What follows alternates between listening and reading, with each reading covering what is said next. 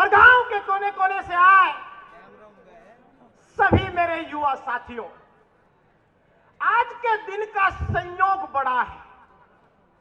और संयोग बड़ा इसलिए कि जब एक तरफ हम किसानों की पहचान चौधरी चरण सिंह के चरणों में सर रख रहे हैं, वहीं दूसरी तरफ जब हमारे युवा जिम्मेदार यूनियन के गौरव टिकैत जी ने ये बैठक युवाओं के बारे में बुलाई, तब यकीन जानिए इस हफ्ते में इस देश की संसद भी यही बहस कर रही थी कि इस देश में बेरोजगारी का आलम क्या है। मेरी बात को गौर से सुनिएगा। इसी हफ्ते में इस देश की संसद में सवाल पूछा गया कि जनाब इस देश में कितने बेरोजगार हैं। इसी हफ्ते में सवाल पूछा गया कि साहब इस देश में आईआईटी जैसे बड़े कॉलेजों में कितने प्रोफेसर के पद खाली हैं। इसी हफ्ते में संसद में सवाल पूछा गया कि इस देश में आईआईएम और केंद्रीय विद्यालयों में कितने प्रोफेसर के पद खाली पड़े हैं।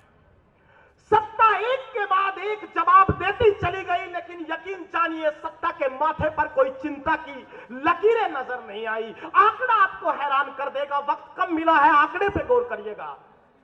इस देश की सरकार ने इस हफ्ते संसद में बताया कि इस देश में लगभग 35 करोड़ युवा हैं और उन 35 करोड़ युवाओं में 25 करोड़ 50 लाख लोग रोजगार ढूंढ रहे हैं।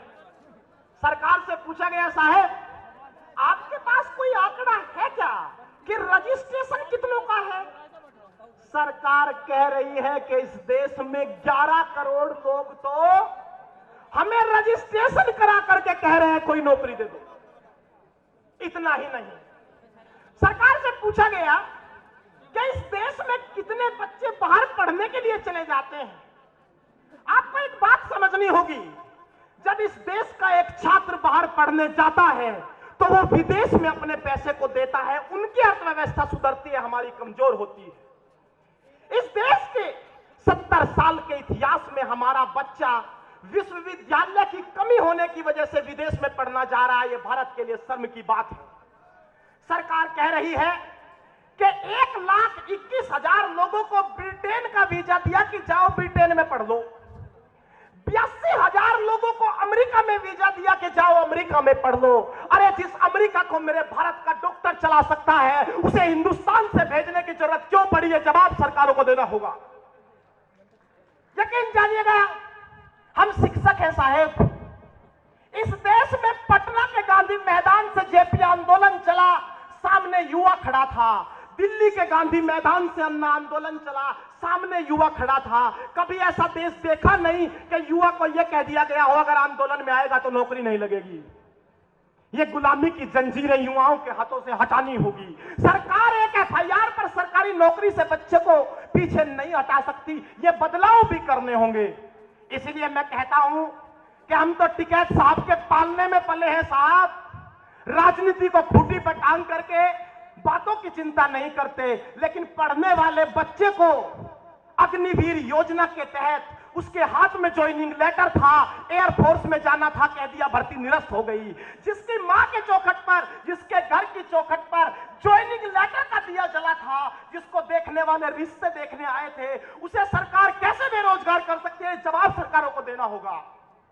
इस सरकार को हम लगातार जवाब मांगते रहेंगे। मैं आपसे एक बात और बचाना चाहता हूं साहब, रोजगार मिले कैसे? इस देश के विज्ञान का बजट 14,270 करोड़ रुपए घटाकर कर दिया गया।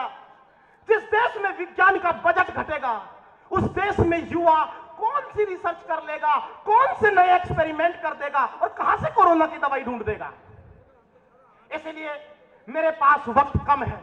मैं आपसे एक ही बात कहना चाहता हूं, अपने बच्चों को, मेरे भाइयों को और मेरी बहनों को हिंदी के अखबार से हटाकर अंग्रेजी के अखबार पर लगाओ, क्योंकि हिंदी के अखबारों में तो यही खबर आती है चौराहे से प्रेमी युगल फरार। क्या करना उन खबरों का? अंग्रेजी के अखबार पढ़िए, सरकार के डाटा पर गौर करिए और बेरोजगारी का हिसाब किसानी के हिसाब के बराबर में इसी ससोली से मांगा जाएगा और आज नहीं बार बार मांगा जाएगा। मेरे पास वक्त की कमी है, बस आपसे एक बात कहना चाहता हूं। इन बच्चों की गोद से तुमने फौज की नौकरी छीन ली, इन बच्चों को तुमने इस देश की सरहद पर मजदूर लगा दिया 4 साल का। कोशिश रही तो वापस इन बच्चों को ये लौटा देना। बहुत बहुत धन्यवाद। जय टिकैत, जय किसान यूनियन, जय किसान।